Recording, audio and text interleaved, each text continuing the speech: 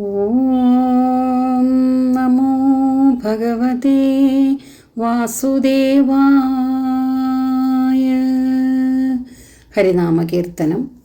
പരമാത്മാവും ജീവാത്മാവുമായുള്ള ബന്ധത്തെ അക്ഷരമാലയിലെ ല, ള എന്നിവയുടെ ഉച്ചാരണത്തെ പരാമർശിച്ചുകൊണ്ട് വ്യക്തമാക്കി തരികയാണ് എഴുത്തച്ഛൻ 63-ാമത്തെ ശ്ലോകത്തിലൂടെ.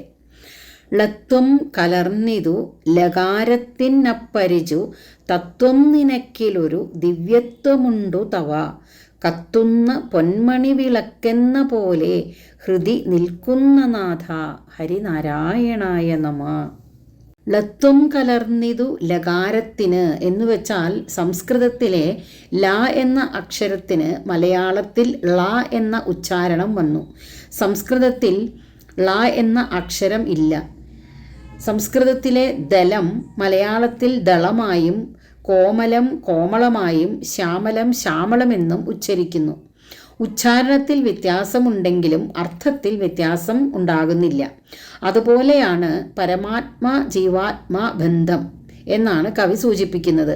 പരമാത്മാവ് തന്നെയാണ് ജീവാത്മാവ്. ഉപാധിഭേദത്താൽ ജീവാത്മാവ് വേർതിരിഞ്ഞു നിൽക്കുന്നതായി തോന്നുന്നു എന്ന് മാത്രം. തത്വം ആലോചിച്ചാൽ പരമാത്മാവിനുള്ള ദിവ്യത്വം ജീവാത്മാവിനുമുണ്ട്. എന്തെന്നാൽ രണ്ടാണെന്ന തോന്നൽ സത്യമല്ല, യഥാർത്ഥമല്ല, മായാബന്ധത്താൽ സംഭവിക്കുന്ന തോന്നൽ മാത്രമാണ്. ഹൃദയത്തിൽ മണിവിളക്കായി തെളിഞ്ഞു ശോഭിക്കുന്ന ഭഗവാനെ നാരായണ, അങ്ങേക്കായിക്കൊണ്ട് നമസ്കാരം. ലത്വം കലർന്നിതു ലകാരത്തിനപ്പരിചു തത്വം നിനക്കിലൊരു ദിവ്യത്വമുണ്ടു തവ, കത്തുന്ന പൊന്മണി വിളക്കെന്ന പോലെ ഹൃദി നിൽക്കുന്ന നാഥ, ഹരിനാരായണായ